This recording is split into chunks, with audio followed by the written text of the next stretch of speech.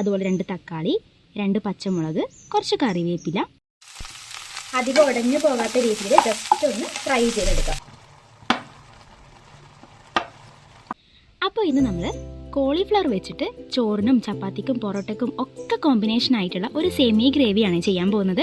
അപ്പോൾ അതിന് വേണ്ടിയിട്ടുള്ള ഐറ്റംസ് ആണ് നമുക്ക് ആവശ്യത്തിന് 2 ഉള്ളി, അതുപോലെ 2 തക്കാളി, 2 പച്ചമുളക്, കുറച്ച് കറിവേപ്പില, ഒരു ചെറിയ കഷ്ണം ഇഞ്ചി വേണം, പിന്നെ അതുപോലെ തന്നെ കുറച്ച് വെളുത്തുള്ളി. അപ്പോൾ ഇത്രയും ഐറ്റംസ് വെച്ചിട്ട് നമുക്ക് കോളിഫ്ലവറിൻ്റെ ഒരു സെമി ഗ്രേവി എങ്ങനെ ഉണ്ടാക്കുന്നത് നോക്കാം കേട്ടോ. മെയിൻ പരിപാടി കോളിഫ്ലവർ ഒന്ന് വൃത്തിയാക്കി എടുക്കലല്ലേ, കാരണം പുഴുക്കളും അങ്ങനെയൊക്കെ ഉണ്ടാവുന്നല്ലേ പറയുന്നത്. പിന്നെ സൈസ് അത്ര വലുതൊന്നുമല്ല കേട്ടോ, ചെറുതാണ്. പിന്നെ കഴിഞ്ഞ ദിവസം വാങ്ങിയിട്ട് ഫ്രിഡ്ജിൽ വെക്കുമ്പോഴത്തേക്ക് തന്നെ ചെറിയ വാട്ടിലൊക്കെ വന്നിട്ടുണ്ട്. അപ്പം നമുക്കിതൊന്ന് മുറിച്ചിട്ട് എടുക്കാം. അധികം ചെറിയ പീസ് ആക്കണ്ട കേട്ടോ, ഒരു മീഡിയം സൈസിൽ വേണം നമ്മൾ മുറിച്ചെടുക്കാൻ വേണ്ടിയിട്ട്. അധികം ഉടഞ്ഞു പോരാ, നമുക്ക് കറിയിൽ ഗ്രേവിയിൽ നമുക്ക് കാണാൻ മാത്രം ഉണ്ടായിരിക്കണം. അപ്പോൾ പച്ചക്കറിയൊക്കെ നമ്മൾ മുറിച്ച് വെച്ചിട്ടുണ്ട്. ഇനി അടുത്തത് ഈ ഒരു കോളിഫ്ലവറിനെ നമുക്കൊന്ന് ജസ്റ്റ് ക്ലീൻ ചെയ്തെടുക്കണം. അപ്പോൾ അതിന് വേണ്ടിയിട്ട് വെള്ളം ഓൾറെഡി തിളപ്പിച്ചിട്ടുണ്ട്. അതിൽ കുറച്ച് മഞ്ഞൾപ്പൊടിയും ഉപ്പും കൂടെ ചേർത്തിട്ട് ഒരു 2 മിനിറ്റ് നമുക്ക് ഈ ഒരു കോളിഫ്ലവർ അതിലിട്ട് വെക്കാം. അധികം വെന്ത് പോകാൻ പാടില്ല, അപ്പോൾ അതുകൊണ്ട് ജസ്റ്റ് ഒരു 2 മിനിറ്റ് മതി. ആദ്യം നമുക്ക് ഈ കോളിഫ്ലവർ ഒന്ന് എണ്ണയിൽ ജസ്റ്റ് ഒന്ന് വറുത്തെടുക്കാം കേട്ടോ. ഏകദേശം ജസ്റ്റ് ഒന്ന് വഴണ്ട് വന്നാൽ മതി കേട്ടോ. ഇതാണ് പാകം. നമുക്കിനി ഇത് മാറ്റിയിട്ട് സെയിം പാത്രത്തിൽ തന്നെ കുറച്ച് വെളിച്ചെണ്ണ ഒഴിച്ച് മസാല റെഡിയാക്കാം. അപ്പോൾ നമുക്കിനി ഗ്രേവി ഉണ്ടാക്കാൻ നോക്കാം. വെളിച്ചെണ്ണ ചൂടാക്കിയിട്ടുണ്ട്. ഇനി അതിലേക്ക് ഇഞ്ചി, അതുപോലെ വെളുത്തുള്ളി, ഇനി പച്ചമുളക്. ഇനി ഇതിനെ പച്ചമണം മാറുന്നത് വരെ ഒന്ന് വഴറ്റി കൊടുക്കുക കേട്ടോ. നമ്മൾ ഉള്ളി ചോപ്പ് ചെയ്താണ് ചേർത്ത് കൊടുക്കുന്നത്. കോളിഫ്ലവറിന്റെ വലിപ്പം അനുസരിച്ച് നിങ്ങൾക്ക് ഉള്ളിയുടെ അളവെല്ലാം കൂട്ടാം കേട്ടോ. നമ്മളിതിപ്പോൾ ചെറിയൊരു സൈസുള്ള കോളിഫ്ലവർ എടുത്തിട്ടുള്ളത്. അപ്പോൾ ഒരു മീഡിയം സൈസിൽ 2 ഉള്ളി എടുക്കുന്നു. ഉള്ളി ഒന്ന് വഴണ്ട് വരാൻ വേണ്ടിയിട്ട് കുറച്ച് ഉപ്പ് ചേർക്കുന്നുണ്ട്. ഉള്ളി ഒന്ന് വഴണ്ട് വന്നിട്ടുണ്ട്. നമുക്ക് പൊടികൾ ആഡ് ചെയ്യാം. ഒരു 1/4 ടീസ്പൂൺ മഞ്ഞൾപ്പൊടി, ഒരു 1.5 ടേബിൾ സ്പൂൺ മുളക് പൊടി,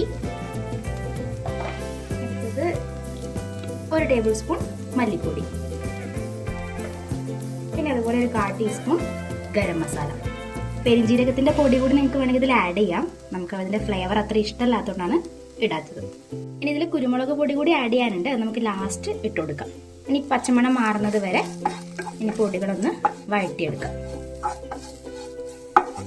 മസാല നന്നായിട്ട് വഴണ്ട് വന്നിട്ടുണ്ട്. ഇനി നമുക്ക് തക്കാളി ആഡ് ചെയ്യാം. തക്കാളി ഇനി നന്നായിട്ടൊന്ന് ഉടഞ്ഞ് കിട്ടണം കേട്ടോ. അതുവരെ നമുക്കൊന്ന് വേവിച്ചെടുക്കാം. ഇവിടെ എല്ലാവർക്കും അധികം ഇഷ്ടമുള്ള ഐറ്റം തന്നെയാണ് കേട്ടോ ഈ കോളിഫ്ലവർ.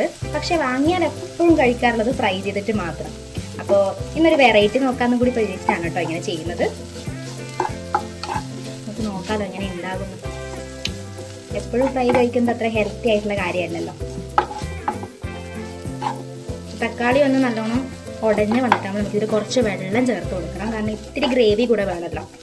കാരണം നമ്മൾ വേവിച്ചെടുത്തിട്ടുള്ള കോളിഫ്ലവറിനൊന്ന് കോട്ടായിട്ട് വരണ്ടേ മസാല. തക്കാളി ഒന്ന് വെന്ത് വരട്ടെ.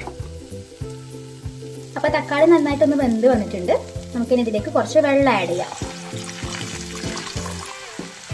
അപ്പോൾ വെള്ളം ചേർത്തിട്ട് ഒന്ന് തിളച്ച് കുറുകി വന്നിട്ടുണ്ട്. നമ്മൾ കോളിഫ്ലവർ ആഡ് ചെയ്യാം.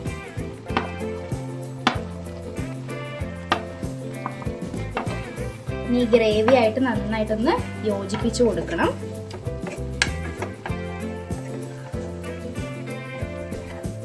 അപ്പോൾ നമ്മളെ ഗ്രേവി ഏകദേശം സെറ്റായിട്ടുണ്ട്. ഇനി ഇതിലേക്ക് ഒരു 1/4 ടീസ്പൂൺ കുരുമുളക് പൊടിയാണ് ചേർത്ത് കൊടുക്കുന്നത്. ഇനി ഒന്നുകൂടി ഒന്ന് തിളച്ച് കുറുകി വരട്ടെ. അതുപോലെ നമ്മൾ ഉപ്പ് കൂടെ ശ്രദ്ധിക്കണം കേട്ടോ. ഉപ്പ് കുറവാണെങ്കിൽ ഈ ഒരു ടൈമിൽ ആഡ് ചെയ്ത് കൊടുക്കാം. കറിവേപ്പില കൂടി ആഡ് ചെയ്തിട്ട് ഒന്ന് അടച്ച് വെച്ചിട്ട് ഒരു 2 മിനിറ്റ് കൂടെ വേവിച്ചെടുക്കാം. നമ്മുടെ സെമി ഗ്രേവി ഇവിടെ റെഡിയാണേ. നമുക്കിനി ഫ്ലെയിം ഓഫ് ചെയ്യാം. സെമി ഗ്രേവിയാണ് നമ്മൾ ഉദ്ദേശിച്ചെങ്കിലും കുറച്ച് ഡ്രൈ ആയിട്ടുണ്ട് കേട്ടോ. എന്നാലും കുഴപ്പമൊന്നുമില്ല, നല്ല ടേസ്റ്റ് ഒക്കെ ഉണ്ട്. ചപ്പാത്തിക്കും ചോറിനും ഒക്കെ നമുക്ക് നല്ല കോമ്പിനേഷൻ തന്നെയാണ്. അപ്പോൾ വീഡിയോ ഇഷ്ടമായിട്ടുണ്ടെങ്കിൽ എന്തായാലും ഒന്ന് സബ്സ്ക്രൈബ് ചെയ്യാം. അടുത്ത വീഡിയോ ആയിട്ട് നമുക്ക് ഉടനെ കാണാം.